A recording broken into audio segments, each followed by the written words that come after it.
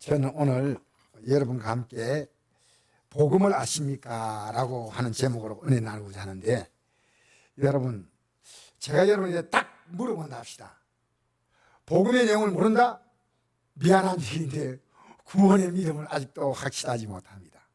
솔직한 얘기예요. 우리는 복음을 알고 복음 믿고 복음으로 삶으로 구원받는 거예요. 여러분, 복음이란 이 세상의 복이 절대로 아닙니다. 이 세상이 말하는 복도 제가 믿음 생활 해보니까요, 하나님 주시더라고요. 근데 그것은 알고 보니까요, 앞으로 우리가 받을 영원한 복을 주신다는 것을 우리에게 믿게 하려고 주신 복이지, 이 세상 복이 기독교의 복이 아니에요. 만약 그렇다면요, 여기 나와 앉아있는 여러분보다도 이 세상에서 더 잘 사는 사람이 우리를 뭐라고 말하겠습니까? 시편 37편 보십시오. 이 세상에서 악하게 사는 자가 훨씬 더 잘 살고, 그래서 믿음 생활에 크게 갈등이 온 거예요. 우리 하나님 성인인데 왜 이렇게 사느냐? 내가 언제 깨달았냐? 하나님의 성전에 와서 말씀을 들으니까 그게 아니구나. 여러분, 우리는 복음이 뭡니까? 하늘의 복을 알려주는 소리가 복입니다. 하늘의 소리, 굿뉴스, 요앙겔리온. 여러분이 하늘의 복을 받았다고 생각합니까? 여러분, 분명히 어중간하면 아니야. 예스냐 노냐, 그러면 왜 받았냐 말할 수 있어야 됩니다. 그래서 여러분, 믿음 생활은요, 어중중한 게 아닙니다. 오늘 사도 바울은 감옥에 갇혔습니다. 복음 전하다가. 그런데 복음 받은 게 얼마나 감사한지, 내가 복음 전하다 감옥에 왔는데 이게 무슨 하나님 어떻게 이렇게 하시냐, 이래 하지 않았습니다. 에베소 교회에 보낸 옥중 편지입니다. 감옥에서 보낸 편지. 지금 우리 감옥 이 청성교도소 안 넘겨서 이 생각 안 됩니다. 옛날의 감옥은요, 가장 비참하고 짐승보다 못하는 생활입니다. 아시겠어요? 지금 인권 있는 이런 감옥 아니에요. 자, 에베소 1장 3절 7절 뭐라고 기록한지 제가 읽어드릴까요? 우리 같이 한번 읽어봅시다. 천천히 시작. 찬송하리다 하나님 곧 우리 예수 그리스도의 아버지께서 그리스도 안에서 하늘에 속한 모든 신령한 복을 우리에게 주시되, 곧 창세전에 그리스도 안에서 우리를 택하사 우리로 사랑 안에서 그 앞에 거룩하고 흠이 없게 하시려고 그 기쁘신 뜻대로 우리를 예정하사 예수 그리스도로 말미암아 자기의 아들들이 되게 하셨으니, 이는 그가 사랑하시는 자 안에서 우리에게 거저 주시는 바 그의 은혜의 영광을 찬송하여야 하는 것이라. 우리는 그리스도 안에서 그의 은혜의 풍성함을 따라 그의 피로 말미암아 속량 곧 죄사함을 받았다. 할렐루야. 하나님의 아들이 피로 말미암아 그 아들의 생명의 값으로 우리는 그저 받았어. 그저 그의 피로. 어떤 사람이요, 자기에게 신장을 이식해 준 사람이 있었어요. 우리 신장이 두 개 아닙니까? 모르는 사람이 신장을 이식해 주는데 이분이 기독교예요. 그런데 받은 사람에게 절대로 자기를 맡기지 말라는 거예요. 대단하죠? 아무리 알려고 해도 알 수가 없었어요. 그래서 신장을 받은 사람이 너무 고마워서 기도할 때마다 내게 신장 준 그 사람을 잊을 수 없습니다. 나는 그 신장을 받지 않아서 나는 죽었습니다. 하나님, 근데 알 길이 없습니다. 신장을 하나 봐도 잊지 못합니다. 예수님의 십자가 공로를 알지 못하면 아니란 사실입니다. 제가요, 이거 아는 게 쉬운 게 아니더라고요. 예배당에서 어려서부터 다녔는데요, 제가 언제 깨달았냐면, 저는 배중희 목사님 잊지 못하는 이유가 있습니다. 제가 합동적 교단에서 안수집사로 있었어요. 있다가 대구 포항에서 순복음교회가 세워진다니까 제가 순복음교회 출신이니까 거기 왔는데요, 그분이 첫 예시가 뭐냐면요, 그 처음 들었어요. 그런 표현을 처음 들었다니까요. 하나님의 아들이 살을 찢고 피를 쏟아서 우리를 구원했습니다. 예수님 죽었습니다, 이런 표현이 아니에요. 그걸 듣는 순간에요, 제가 내가 이게 복음이 이것이구나, 이걸 깨달았습니다. 그때 제가 복음에 대해서 처음으로 들었습니다. 여러분, 이렇게 들은 적이 있나요? 복음을 들은 적이 있나요? 예배당에 나왔어요. 저는 주일학교 교사했고 집사했고 찬송가 인도했고 성가대 지휘했고 다 했습니다. 그런데 복음의 내용은요, 오늘 이명한테 오지 몰랐다는 거예요. 부끄러운데. 제가 생각하니까요, 그때 이 땅을 떠났으면 저는 구원 못 받지 못해요. 예, 예수님의 십자가의 공로가 뭔지를 명확히 몰랐기 때문입니다. 그래서 복음을 아는 순간에요, 다른 삶을 다 내려놓을 수 있습니다. 그래서 목사님이 그때 부탁을 하더라고요. 혹시 주의 종으로 길 걸어가면 안 되겠냐고. 그래서 생긴 처음 제안인데요, 목사님이 생각해 보겠습니다, 이 말 하지 않았습니다. 바로 결정했습니다. 한 달 만에 제가 사표 내고 이제 주의 종의 길로 걸어가는 그 삶을 살았던 기억이 납니다. 여러분, 감옥 속에 복음자가 들어가는데요, 찬송하리라. 내가 어떤 문제 만나도요, 하나님 은혜 너무 감사합니다. 마태복음 4장 11절에 우리 예수님이 최초로 하신 말씀이 뭔지 압니까? 복음이 회개하라 천국이 가까웠다 했죠. 회개하라 천국이 가까웠다. 근데 어제 이 말씀이 새롭게 느껴져요. 내가 지금 주의 뜻대로 살려고 하니까요, 천국이 딱 눈앞에 보여요. 오늘 세상을 떠나도 괜찮아. 여러분, 이 믿음이 분명하지 못하면요, 천국이 안 보이고 세상이 보입니다. 이 믿음이 딱 들어오면요, 천국이 보여요. 지옥이 보여요. 안 믿는 가족을 오면요, 지옥이 보이는 겁니다. 천국이 가깝고 지옥이 가까운 겁니다. 여러분, 앞으로 언젠가는 가겠지? 아니에요. 아니란 거요. 오늘 삶을 끝내면 여러분, 우리는 믿음을, 우리의 땅을 딱 끝날 때 그때 믿음으로 가는 겁니다. 그때 믿음. 그래서 기독교에는요, 사도 바울이 그랬죠. 위에서 부름의 상을 위해 달려가는데 어디까지 이르렀든지 그대로 행한다 그랬습니다. 그대로 이 믿음의 길을 간대요, 마귀는 휴가 안 갑니다. 여러분, 여러 가지 핑계를 가지고 여러분이 믿음을 흔들 때, 코로나로 흔들 때 흔들지 마세요. 조심은 해야 되지만, 알겠습니까? 여러분, 생활에 어떤 문제 생길 때, 사람 만날 때, 어떤 일 만날 때 여러분의 믿음을 흔들 수 있는 자극적인 것이 올 때요, 딱 물리치세요. 여러분, 일상생활을 믿음대로 하지 말라는 거 아닙니다. 우리는 일상에서 성실하게 살아야 됩니다. 여러분, 이 하나님의 복을, 예수님이 우리의 복이에요. 그러면 자녀답게 사는 거예요. 하나님의 자녀가 됐잖아요. 보세요. 여러분, 자녀답게 사는 게 뭐냐면요, 우리가 소금과 빛된 삶을 살라는 겁니다. 너는 세상의 소금이라, 빛이라, 되라 아닙니다. 우리는 이 땅에서요, 소금과 빛이 되라. 자, 마태복음 5장 13절 읽어볼까요? 시작. 너희는 세상의 소금이니 소금이 만일 그 맛이 이르면 무엇으로 짜게 하려? 후에는 아무 쓸데없어 다만 밖에 버리져 사람들에게 밟힐 뿐이라. 너희는 세상의 빛이라. 사람이 등불을 켜서 마루에 두지 아니하고 등경에 두나니 이러므로 집안 모든 사람에게 비치느니라.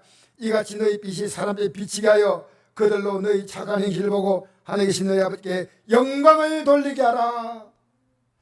여러분을 보면서 하나님 아버지를 본다 그 말입니다. 여러분을 보면 하나님 아버지가 보인다는 겁니다. 여러분의 삶이 시시하게 보면 안 됩니다. 여러분, 소금은요, 놀라운 음식. 이 소금이요, 음식이 안 들어가잖아요. 여러분, 소금기 없는 음식 먹어보세요. 못 먹어요. 아무리 맛있게 보여도. 소금이 있으므로 이 맛을 내줍니다. 그 맛이 나옵니다. 여러분, 우리가 단 것을 더 달게 먹고 싶을 때 소금 많이 넣지 말고요, 조금을 넣으면요, 단맛이 더 강해져요. 어떤 음식에도요, 맛을 내는 겁니다. 삶의 어떤 여건을 만나도요, 믿음의 사람은 거기서 맛이 납니다. 빛은요, 캄캄한 데 빛을 내는데 그 장소가 더럽든지 깨끗하든지 관계없습니다. 빛은요, 아이 더러워서 빛 안 내겠어, 안 합니다. 아무 데라도 빛은 밝히 그 빛을 드러냅니다. 어떤 환경에도요, 빛을 비치는 겁니다. 그러므로 우리 주변을 둘러보면요, 그렇게 사는 분들이 주변에서 보입니다. 많지는 않습니다. 그런 사람의 주에 보입니다. 저도 그렇게 살려고 애쓰는 사람일 뿐이에요. 여러분, 그런 성도가 보이는 교회는요, 하늘의 복을 받은 교회입니다. 그런 가족이 있다면 그 가족 때문에 그 가정은 하늘의 복을 받은 가정이에요. 저는 어제 한 정치인의 은퇴에 대한 소식을 우연히 알게 됐습니다. 우리 친척 되신 분이 카톡으로 보냈더라고요. 그런데 그 보낸 내용을 쭉 읽다가요, 눈물을 흘렸습니다. 눈물을. 근데 정치인에게 왜 눈물을 흘리냐? 바로 독일 총리였던 메르켈입니다. 그런데 제가 오늘 여러분 잠시 소개하고자 하는 것은요, 제 친척이 보낸 그 카톡에서 러시아인이 자기 나라 대통령과 비교해서 너무나 차이가 나기 때문에요, 이것을 페이스북에 올렸어요. 우리 대통령도 이렇게 되면 좋겠다. 그걸 잠시 한번 비춰보십시오. 메르켈 얼굴 한번 보십시다. 이분이에요. 저는 이분을요, 18년 동안 유럽에서 최고로 경계되고 있는데요, 이분의 존재가 못 느꼈어요. 왜? 워낙 조용하신 분이셔요. 그래서 이제 영상 지우시고요. 제가 읽어드리겠습니다. 여러분, 러시아인이 선거입니다. 메르켈 총리 안녕히 가세요. 메르켈 하고 느낌표로 3번 찍었어요. 메르켈. 위대한 CEO 안녕히 가세요. 메르켈 환상적입니다. 그런 일이 있었나요? 아직 몰랐던 걸 알았다. 이분이. 독일은 그녀를 선택하였고 그녀는 18년 동안 능력, 수완, 헌신 및 성실함으로 8천만 독일을 이끌었습니다. 그런 나라에서 18년 동안 통치한 동안에 위반과 비리가 하나도 없었습니다. 놀라운 나라죠. 18년 동안. 그녀는 어떤 진측도 지도부에 임명하지 않았습니다. 그녀는 영광스러운 지도자인 척 하지 않았고, 자신보다 좀 능력이 앞선 사람과 싸우지 않았고, 어리석은 말 하지 않았습니다. 그가 사진을 찍으려고요, 베를린의 골목에 나타나지 않았습니다. 메르켈은 어제 당의 지도부를 떠나 후임자들에게 뒤를 넘겼고, 독일과 독일 국민의 삶은 이번의 18년 통치 동안에 훨씬 더 나아졌습니다. 독일의 반응은 국가 역사상 전례가 없었습니다. 이분이 은퇴한다는 얘기를 하고 자기 집이 아파트인데 아파트로 돌아가는데요, 주민들이 다 아파트 발코니에 나왔어요. 이분이 집에 갈 때까지 6분 동안 박수를 쳤어요. 누구도 하자고 하지 않았는데 주민들이 메르켈이 온다 하니까 주민들이 다 아파트에 나왔어요. 독일은 그녀가 전 동독 출신을 알면서 하나로 뭉쳤고, 그는 패션이나 어떤 물품도 총리 이전에 가졌던 그대로를 갖고 있다는 겁니다. 18년 동안 한결같이 그녀는 자기 자신의 옷 하나를 갈아입지 않았답니다. 하나님은 이 조용한 지도자와 함께 계셨고 독일의 위대함이 하나님께 함께 하시기를, 이것이 이제 페이스북에 내온 내용입니다. 그 다음에 기자에게 내용을 잠시 이야기하겠습니다. 기자가 물었습니다. 메르켈 총리에게. 당신이 항상 같은 옷만 입고 있는데 다른 옷은 없습니까? 물었어요. 그때 대답이 이겁니다. 나는 모델이 아니라 공무원입니다.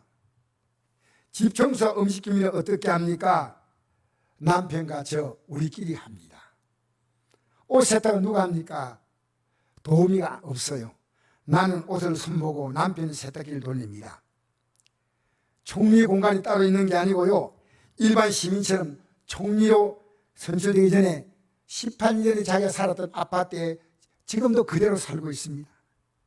바로 이 여인이 유럽 최대 경제대국인 독일의 총리 메르켈입니다. 저는 이런 분인지 몰랐죠. 누가 메르켈을 알아줬나요? 그런데 제가 이 얘기하려고 여러분 이 설교 귀한 시간을 배정한 게 아니고요, 이분이 살아온 삶을 잠시 얘기하고자 합니다. 아버님이 목사님이십니다. 1945년에 독일이 동독과 서독으로 나눠질 때 동독은 공산주의고 서독은 민주주의니까요, 공산주의가 잘못 산다는 것을 그때 이미 알았습니다. 그래서 동독에 있는 사람들이요, 서독으로 많이 넘어왔습니다. 왜냐하면 서독은 민주국가고 동독은 공산국가이기 때문입니다. 잘 사는 서독은 아버지가요, 서독에 살다가 버리고 모사는 동독으로 가자고 했습니다. 가족들에게. 왜요? 아버지가 이랬습니다. 서독에 있는 사람은 예수 믿을 수 있는데 동독에 있는 사람 믿을 수가 없어. 우리는 저들에게 복음을 전해야 돼. 우리가 저들에게 복음을 전해야 돼. 저들은 복음이 없으면 희망이 없어. 하고 가족들이 다 그때 옮겨갔습니다.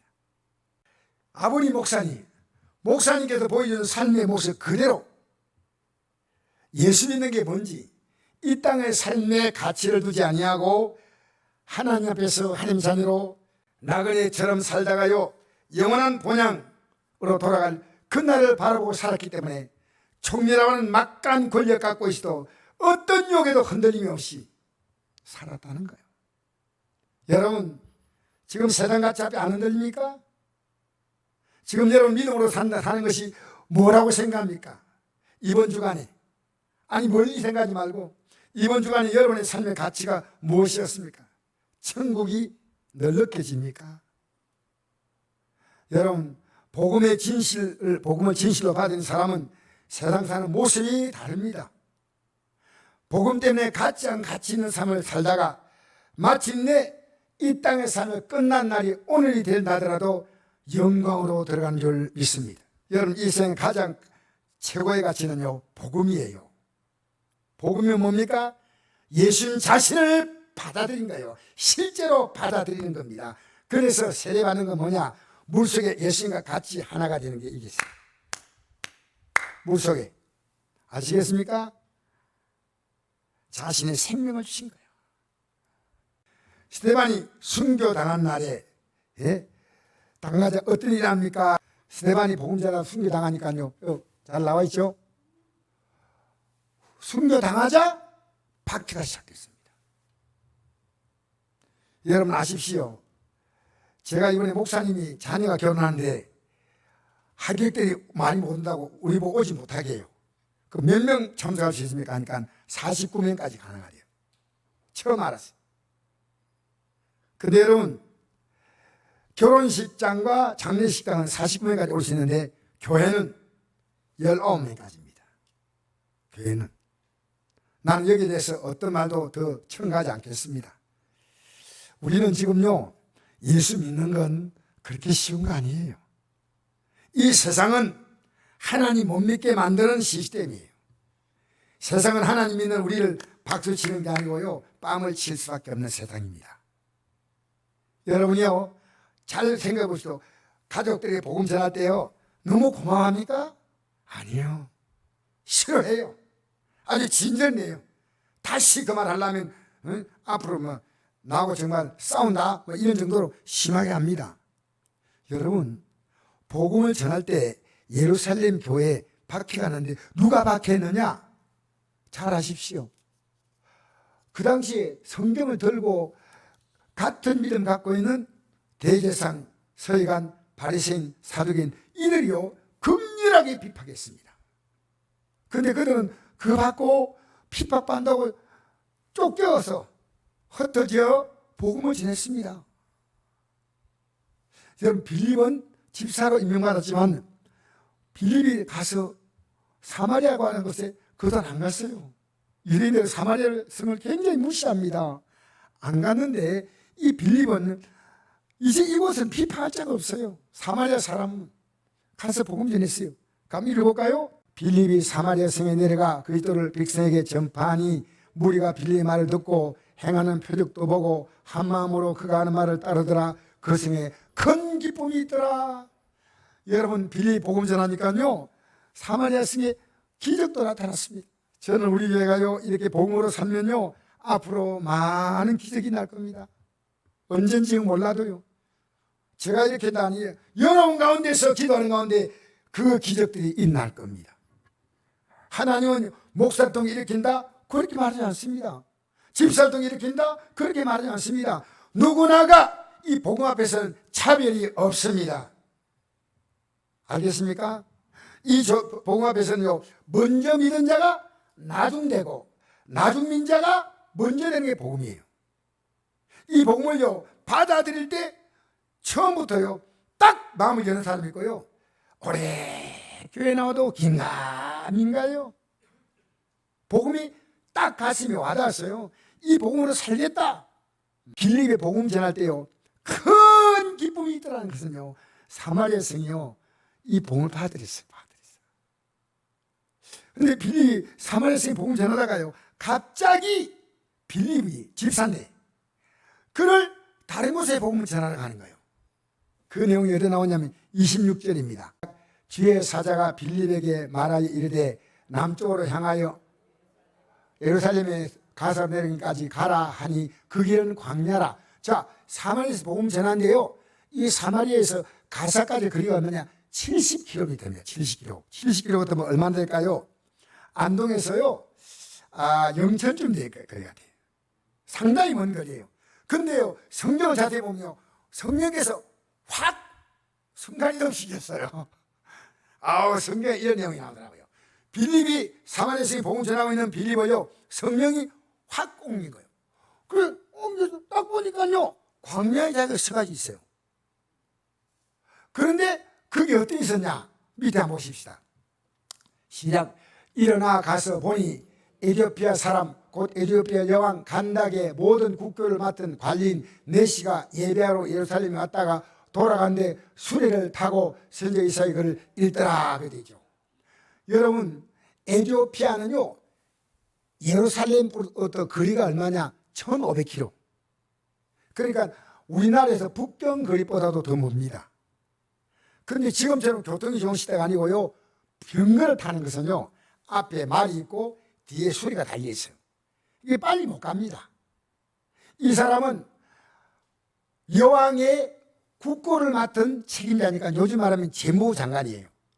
근데 그 바쁜데도 어떻게 휴가를 냈던 것 같아요. 그리고 어디까지요?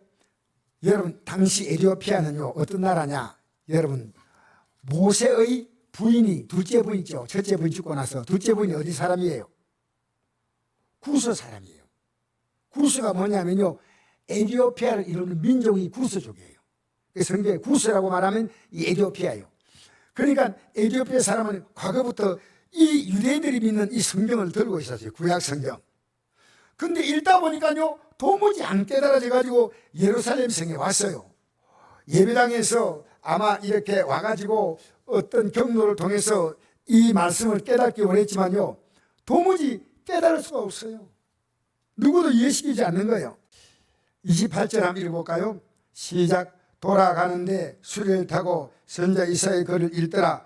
성령이 빌립들에게 이르되 이 수레로 가까이 나아가라 하시거늘 빌립이 달려가서 선지자 이사야의 글을 읽는 걸 보고 말하되 읽는 걸 깨달느냐? 대답하되 지도해 줄 사람이 없으니 어찌 깨달을 수 있느냐 하고 빌립을 청하여 수레에 올라 같이 앉으라 하니라. 여러분, 빌립이 딱 도착하니 광야인데 저 앞에 어떤 사람이 수레를 타고 가는데 성경, 구약 성경 두루마리를 쭉 펴가지고 읽으며 가는 거예요. 얼마나 사모합니까? 여러분, 영생을 사모하는 사람은요, 성경 읽어요. 성경 읽다니까. 왜? 성경이 영생에 대한 거 아닙니까? 그런데 그래서 성령께서 빌립 보고 저 사람 옆에 가. 근데 물었습니다. 혹시 읽는 걸 깨닫습니까? 그러니까 지도해 줄 사람이 없으니까 어찌 깨닫겠습니까? 하고 당신이 지도해 주려면 얼른 타세요. 수레 같이 올라탔어요. 그런데 읽는 구절이 어디냐? 한번 읽어봅시다. 32절 한번 읽어보겠습니다. 시작. 읽는 성경 구절은 이것이니 일러서되 그가 도살자에게 가는 양과 같이 끌려갔고 털강자 뺀 어린 양이 조형같이 그 입을 열지 아니하였도다. 그가 굴욕을 당했을 때 공정한 재판도 받지 못하시니 누가 그의 세를 말하리요? 그의 생명이 땅에 빼앗기노다 하였거늘. 보세요. 자, 지금 누군지 몰라요. 여기에 기록된 사람이 굉장히 중요한 분이라고 생각했습니다. 이분이요, 그가 도살장에 가는 양같이 양이 끌려가지 않습니까? 도살장에 털강잡에 양이 조용하잖아요. 입을 열지 않고 가만히 있는 거예요. 그거가. 그는 굴욕을 당했을 때 공정한 재판도 받지 못했다. 그리고 억울하게 굴욕을 당하고 누가 그의 세대에서 말이에요, 그의 생명이 땅에서 빼앗김으로다 죽었었는가. 그런데 여러분, 이 앞의 내용이 어떤 내용인지 아십니까? 이 내용이 있고 그 내용이 있는 거예요. 읽어봅시다. 시작. 그가 찔림은 우리의 허물 때문이요 그가 상함은 우리 죄악 때문이다. 그가 징계를 받음으로 우리는 평안을 누리고 그가 채찍에 맞음으로 우리는 나음을 받았도다. 우린 다 양 같아서 그릇 행하여 각기 제 길로 갔거늘 여호와께서는 우리 모두의 죄악을 그에게 담당시키셨도다. 이 말 하고 난 다음에 바로 그 다음 구절인데 도대체 이해가 안 돼. 왜 그가 찔려야 되고 왜 상해야 되고 왜 도살자같이 끌려가야 되고 왜 죽임을 당하는가? 누굽니까? 이분이 이 기록한 분 이사야입니까? 이사야 선자입니까? 그러니까 이분은 예수님이십니다. 이분이 예수님이십니다. 이랬습니다. 그러니까요, 딱 듣는 순간에 이 내시가요 뭐라고 말하냐면요, 가다가 물이 보여요. 내가 세례를 받음에 무슨 끓이김이 있느냐 하고 세례를 받게 해달라고 간구하는 겁니다. 자, 사도행전 10장 35절부터 다시 한번 읽어볼까요? 시작. 빌리 입을 열어 이글에 시작하여 예수를 가르쳐 복음을 전하니 길 가다가 물 있는 곳에 이르러 그 내시가 말하되 보라 물이 있는데 내가 세례를 받음에 무슨 끓이김이 있느냐. 이에 명하여 수레를 멈추고 빌립과 내시가 둘 다 물에 내려가 빌립이 세례를 베풀고 둘이 물에서 올라올새 주의 영이 빌립을 이끌어 간지라. 내시는 기쁘게 길을 가므로 그를 다시 보지 못하니라. 빌립은 아수에 나타나 여러 성을 지나다니며 복음을 전하고 가이사라에 이르리라. 여러분 어떤 내용인지 아십니까? 자, 여러분 보세요. 이 내시가요, 내가 이제는 이 귀한 분과 하나가 되어서 내 남은 생을 살겠다고 생각했어요. 이 귀한 분과 그게요 세례인 줄 알았다는 거예요. 세례인 줄 알았다는 거예요. 여러분, 세례는 물속에 풍덩 들어가는 거 아니에요. 이 예수님의 죽음 속에서 내가 들어감으로 예수의 생명을 내가 얻는 게 세례입니다. 세례. 물이 있는데 보시오, 당신 목사 마소? 전도사 마소? 이래 물어본 게 아니에요. 저는 이게요 절대 잘못된 생각 안 합니다. 만약에요 목사님이나 전도사님, 장로님 있으면요 그분들을 통해 세례를 받을 수 있어요. 그런데 없다면요 집사 아니도 괜찮습니다. 먼저 믿는 사람이요 세례 줄 수 있습니다. 왜냐하면 예수님은요 분명히 말씀하셨잖아요. 마태복음 28장 18절에 너희는 가서, 너희는 뭡니까? 예수님이 제가 아니고 그게 뭐 예수님이 성천할 때 모였던 500명의 무리 보고 말씀해요. 너희는 가서 모든 족속으로 제자를 삼고 아버지와 아들과 성령 이름으로 세례를 베풀고 확실한 구원의 믿음이 없으면요 죄송한데요 그분에게 제가 공부 가르쳤어요. 여러분 겨울에요 얼음 깨고 들어가면 안 됩니까? 우리 교회 실제 있어서요, 실제 제가 어떤 분을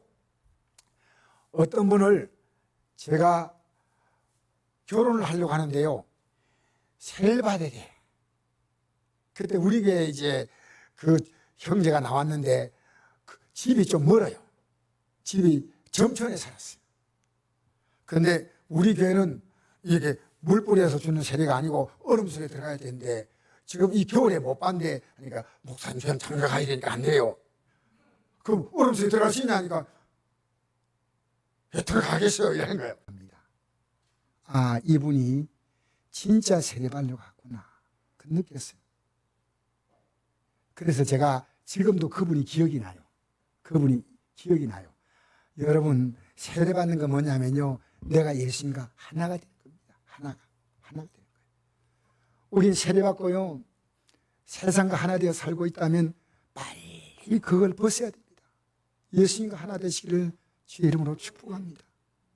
이거 받기 위해서요, 그래서 이 사람이 세례받고 나서 보니까요 빌립이 안 보였습니다. 그럼 빌립이 어디 갔느냐?